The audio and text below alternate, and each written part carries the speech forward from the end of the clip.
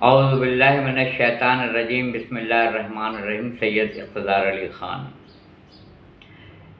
ماہ رمضان کا دوسرا عشرہ اختتام پذیر ہونے والا ہے، اور اب جو تاریخیں شروع ہوں گی وہ شب قدر کی، اور شب قدر کو تلاش کرو، یہ تاریخ بتائی نہیں ہے، جس میں 19 ہے، 21 ہے، 23 ہے، 25 ہے، 27 ہے، 29 ہے، کو تلاش کرو۔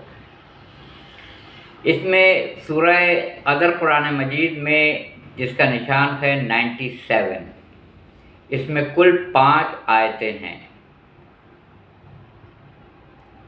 یہ اللہ تعالیٰ نے کہا میں نے اس کو عربی میں اس لیے نازل کیا کہ آسانی سے لوگ اس کو سمجھ سکیں۔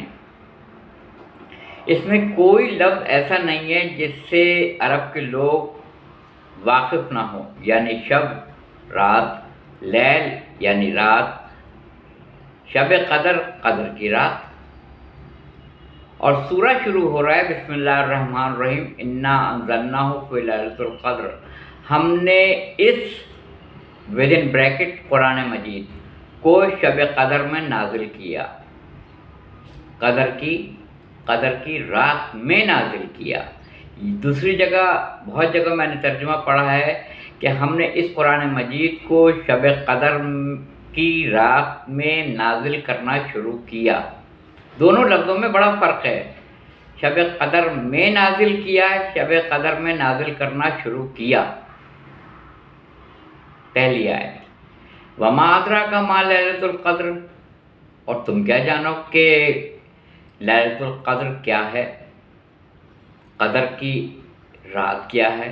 وما ادراک ما لیلۃ القدر، لیلۃ القدر قدر کی رات، تمہیں کیا معلوم؟ ان کو قدر بھی معلوم تھا، ان کو رات بھی معلوم تھی، مگر اللہ کہہ رہے دوسری آیت میں اور تمہیں کیا پتا قدر کی رات کون سی ہے۔ تیسری آیت، لیلۃ القدر خیر من الف شہر، یہ لیلۃ القدر قدر کی رات 1000 مہینوں کی راتوں سے فضیلت رکھتی ہے، اور 1000 مہینوں کی راتوں سے افضل ترین رات ہے۔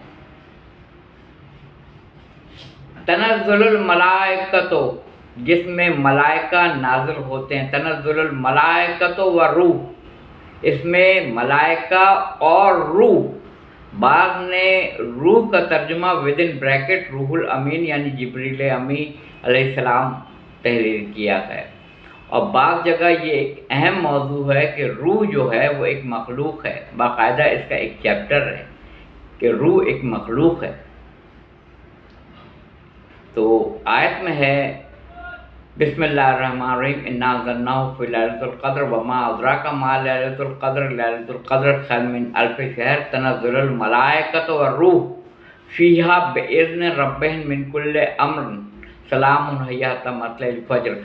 کل احکامات اللہ تعالیٰ کی طرف سے لے کے یہ ملائکہ اور روح نازل ہوتے ہیں کب تک؟ مطلع الفجر، فجر کے وقت تک سلامتی کے ساتھ، سلام ہی حتی مطلع الفجر۔ 5 آیتیں ہیں، ان کو تلاش کرنے کا حکم دیا گیا ہے۔ اس میں ایک نقطہ تو یہ ہے، ہم جیسے لوگ جن کی کافی نمازیں قضا ہوئی ہیں یا چھوٹ گئی ہیں، اگر ہم ان راتوں میں عبادت کر لیں اور وہ شب ہم پا لیں جو 1000 مہینوں کی راتوں سے افضل ترین ہے، تو بیچ میں جو گیپ آیا ہے عبادت کا، یہ میری عقل کہتی ہے، اس کمنٹس پر رائے جب آپ کو دینی ہو تو کر دیجیے گا ویڈیو کے اوپر کہاں تک میں درست ہوں، کہ یہ جو عبادت میں ہماری کمی بیشی ہوتی رہتی ہے، اس کو ایک شب کی عبادت جو اگر آپ کو مل جائے طاق راتوں میں سے شب قدر کی، وہ 1000 مہینوں کی راتوں سے فضیلت رکھتی ہے۔ یعنی وہ اس کمی کو جو آپ نے کی اپنی زندگی میں، اس ایک شب کو جب آپ پا لیں گے اور استغفار صدقہ دل سے کریں گے، توبہ کریں گے، تو آپ کے گناہ مغفورہ ہو جائیں گے، مٹا دیے جائیں گے لوح محفوظ سے جیسے آپ نے کیے ہی نہیں، اور آپ صاف ستھرے ہو کے اپنے رب کے حضور حاضری دیں گے، جائیں گے اگر آپ وہ پا لیتے ہیں۔ تو 1000 مہینوں کی جو راتیں عبادت سے خالی گئی ہیں ہماری، وہ یہ شب قدر کی رات اس کو پورا کر دے گی۔ دیکھا آپ نے؟ پھر پڑھتا ہوں میں یہ سورہ، بسم اللہ الرحمن الرحیم۔ انا انزلناہ، ہم نے اس قرآن کو نازل کیا، اتارا، فی لیلۃ القدر، قدر کی رات میں۔ اور تم کیا جانو یہ شب قدر کیا ہے؟ شب قدر 1000 مہینوں کی راتوں سے افضل ترین رات ہے، جس میں ملائکہ، فرشتے اور روح، یا جبریل امی علیہ السلام یا وہ مخلوق جس کا میں نے تذکرہ کیا ہے، نازل ہوتے ہیں کل احکامات لے کر اللہ تعالیٰ کی طرف سے سلامتی کے ساتھ مطلع الفجر تک۔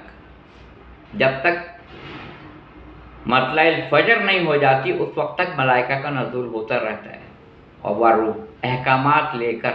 اب یہاں سوال یہ اٹھتا ہے، احکامات آ تو رہے ہیں مگر کس کے پاس آ رہے ہیں؟ آپ کہیں گے اولو الامر کے پاس آ رہے ہیں، اور آپ نے اولو الامر کا ترجمہ کیا ہے حاکم وقت۔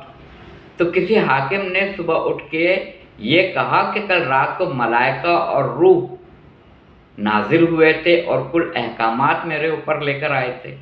کسی پیش امام نے کہا، کسی مجتہد نے کہا، کسی علامہ نے کہا، کسی مولانا نے کہا، کسی مفتی نے کہا، کسی حاکم وقت نے کہا، کسی حکمران نے کہا؟ نہیں کہا نا۔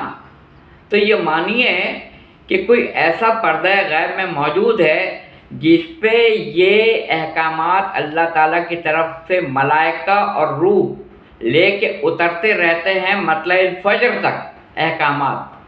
احکامات یعنی کل امر لے کے صاحب امر پہ نازل ہوتے ہیں، اور صاحب امر کے پاس وہ احکامات آتے ہیں۔ بس یہی مفہوم آپ تک پہنچانا تھا کہ اس رات کو آپ تلاش کیجئے۔